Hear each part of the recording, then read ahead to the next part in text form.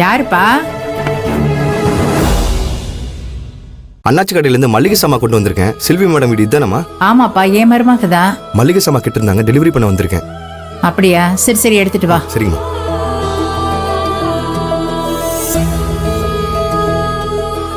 இந்தா, இது மேல வச்சுடு.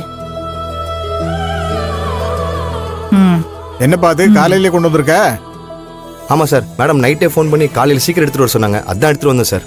சரி சரி சார்.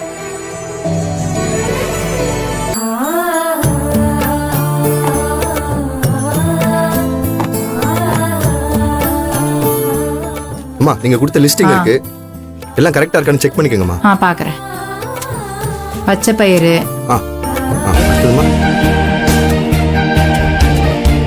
உடைச்ச கடலை 2 பாக்கெட்டு, அப்புறம் புளி,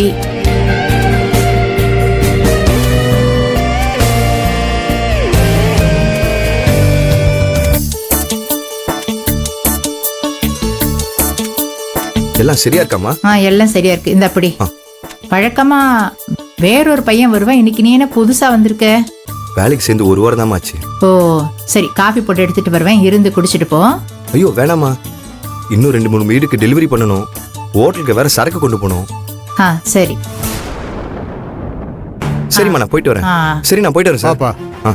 ஓ, இதை வேற எடுத்து வைக்கணுமா?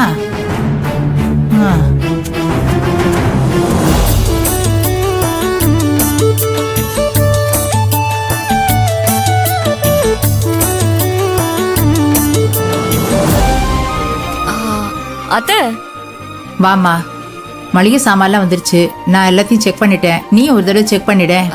நீங்க பாத்துட்டீங்களா அத்தை? அது போதும். பரவாயில்லையே, அண்ணாச்சி சொன்ன மாதிரி காலையில எல்லாத்தையும் அனுப்பிட்டாரு. ஆமா, பில்லு உங்ககிட்டயா இருக்கு? கொடுங்க அத்தை. பில்லு இல்லையேம்மா, அவன் வச்சு செக் பண்ணிட்டே இருந்தா அவனே எடுத்துட்டு போயிட்டானே. கொடுக்கலையா? வீட்ல தானே கொடுக்க சொன்ன. கொடுக்கலையே. ஒருவேளை மறந்துட்டாரோ? ஹோட்டலுக்கு தான் அனுப்புவாரு, அங்க போய் நான் பாத்துக்கிறேன். சரிம்மா. செல்வி, நான் இதெல்லாம் எடுத்து அப்புறமா கிச்சன்ல வச்சிடுறேன், நீ ஹோட்டலுக்கு கிளம்பு.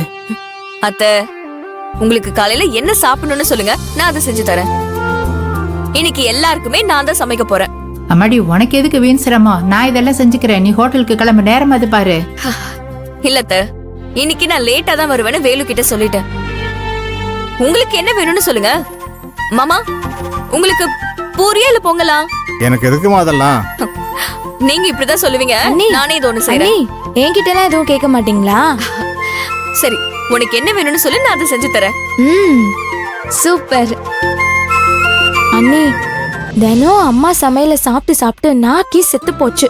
இன்னைக்கு நீங்க பண்றேன்னு சொல்றீங்க, இன்னைக்கு ஒரு கட்டு கட்டிட வேண்டியதான்.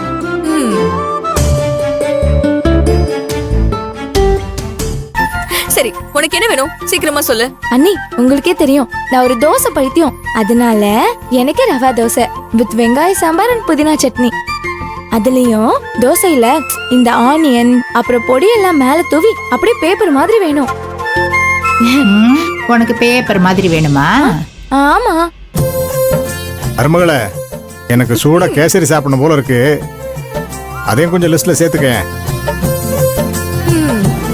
ஆளுக்கு ஒன்ன ஈஸியா சொல்லிடுவாங்க, செய்யறவளுக்கு தானே கஷ்டம் தெரியும். அம்மாடி, நீ ஏதாவது ஒண்ணு பண்ண போதும். ஐயோ அத்தை, இருக்கட்டும் விடுங்க, அவங்களுக்கு பிடிச்சத கேக்குறாங்க, நான் அதை செஞ்சு கொடுக்க போறேன். இதுல என்ன கஷ்டம் இருக்கு? சரி, உங்களுக்கு என்ன வேணும்னு சொல்லுங்க. அம்மாடி, நீ எனக்கெல்லாம் தனியா எதுவும் செய்ய வேண்டாம், என்ன செய்யறியோ அதையே நான் சாப்பிடுறேன். எப்பயுமே நீங்க இப்படிதான், சொன்னா கேட்கவே மாட்டீங்க. பூஜா, நீ என் கூட கிச்சனுக்கு வா, நீ கொஞ்சம் ஹெல்ப் பண்ணாதான் சீக்கிரமா சமைக்க முடியும். சரி சரி, வா போய் சமைக்கலாம். இருங்க, நீங்க எங்க போறீங்க? இன்னைக்கு உங்களுக்கு ரெஸ்ட், முதல்ல போய் உட்காருங்க. போங்க. அட அம்மா, போங்க.